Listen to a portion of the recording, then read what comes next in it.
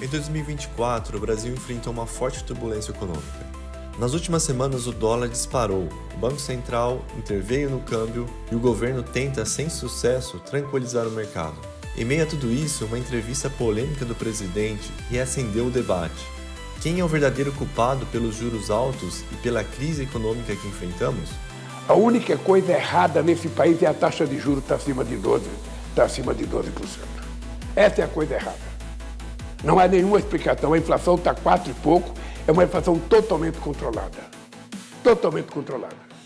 A irresponsabilidade é de quem aumenta a taxa de juros todo dia. Em dezembro de 2024, o presidente Lula afirmou que o aumento recente da taxa Selic pelo Banco Central foi um equívoco. Segundo ele, com a inflação em 4%, os preços estariam controlados e o aumento da Selic apenas prejudicaria a economia. Mas será que isso é verdade? Vamos entender o que é a Selic e por que ela é tão importante. A taxa Selic é o principal instrumento do Banco Central para controlar a inflação. Vamos entender melhor. Quando a Selic está em um nível baixo, digamos 4% ao ano, as consequências são: os bancos conseguem empréstimos mais baratos e, por sua vez, oferecem crédito a consumidores e empresas com juros menores. Isso incentiva as pessoas a tomar empréstimos, fazer compras a prazo e as empresas a investir e expandir. O aumento no consumo e nos investimentos aquece a economia, gerando mais demanda por produtos e serviços. Só que, no lado negativo é que se a demanda aumenta muito e a oferta não acompanha, os preços começam a subir, gerando inflação. Agora vamos analisar o outro lado. Quando o Banco Central percebe que a inflação está subindo, por exemplo, quando os preços de alimentos e energia estão disparando, o BC decide aumentar a Selic, digamos para 12% ao ano. E as consequências são: os bancos precisam pagar mais caro para captar dinheiro e repassam esse custo para os consumidores, cobrando juros mais altos em empréstimos e financiamentos. Consumidores e empresas passam a evitar tomar crédito, já que o custo ficou muito elevado. Por exemplo, um financiamento de carro ou casa agora é menos acessível.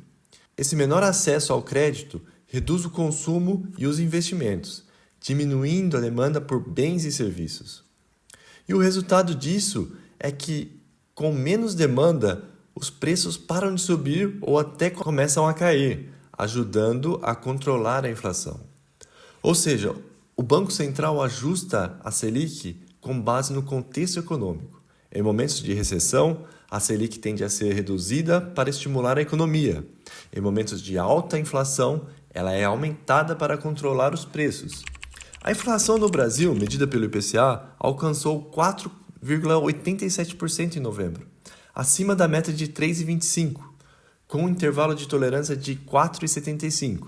Ou seja, os preços estão longe de estar totalmente controlados. O aumento da inflação tem duas causas principais: fatores externos e internos. Vamos analisar cada um deles. Fatores externos: o clima adverso e o aumento nos preços das commodities no mercado internacional têm impactado diretamente os custos de alimentos e energia. Esses são problemas que o Brasil, como um grande importador de insumos, não consegue controlar.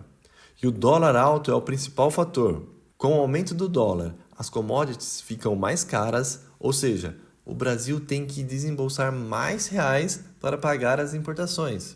E você vê que tudo isso é uma cadeia, onde se torna um ciclo vicioso.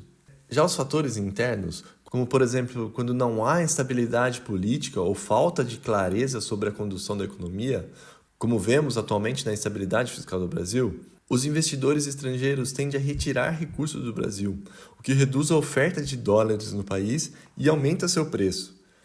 Aqui começa a real discussão. O descontrole fiscal é o principal motor da crise. Gastos públicos excessivos, renúncias fiscais e subsídios aumentam o dinheiro circulando na economia, o que aquece a demanda e pressiona os preços. Para piorar, a falta de compromisso com um plano fiscal sólido gera desconfiança nos mercados e afasta cada dia mais investidores. Ninguém nesse país, ninguém, Sônia, ninguém, vou repetir, ninguém nesse país do mercado tem mais responsabilidade fiscal do que eu. O resultado é que esse ciclo vicioso provoca um processo degenerativo na nossa economia, com o dólar atingindo máximas históricas, encarecendo importações e pressionando ainda mais a inflação. Essa saída de capital estrangeiro, causada pelas percepções de risco, é reflexo direto de uma política fiscal fraca. Agora vamos responder à grande questão. O governo é culpado pelos juros altos? Sim, e aqui está o porquê. O Banco Central eleva a Selic como reação ao descontrole fiscal e à inflação.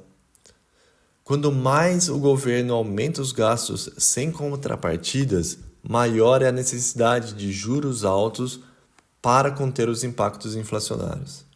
Além disso, programas de assistência social, como o Bolsa Família, representam uma parcela significativa nos gastos públicos.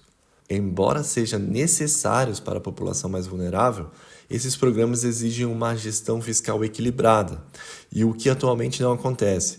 Em 2024, o governo federal destinou mais de 168 bilhões ao programa Bolsa Família, diferente dos 90 bilhões destinados em 2022.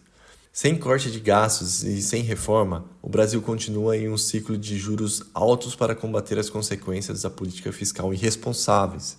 E quem paga essa conta? A população, que enfrenta crédito mais alto, mais caro, menos investimentos. Se o governo não atacar a raiz do problema, que é o descontrole fiscal, o cenário para 2025 é preocupante. Aqui estão algumas das previsões. A primeira é a inflação, que deve continuar pressionada. O custo de vida dos brasileiros vai ficar ainda mais caro, principalmente pelos preços de alimentos e energia. A Selic pode chegar a 14,25 em março, encarecendo ainda mais o crédito, e o PIB, com a elevação dos juros e o consumo em retração, o crescimento econômico será modesto ou até mesmo negativo.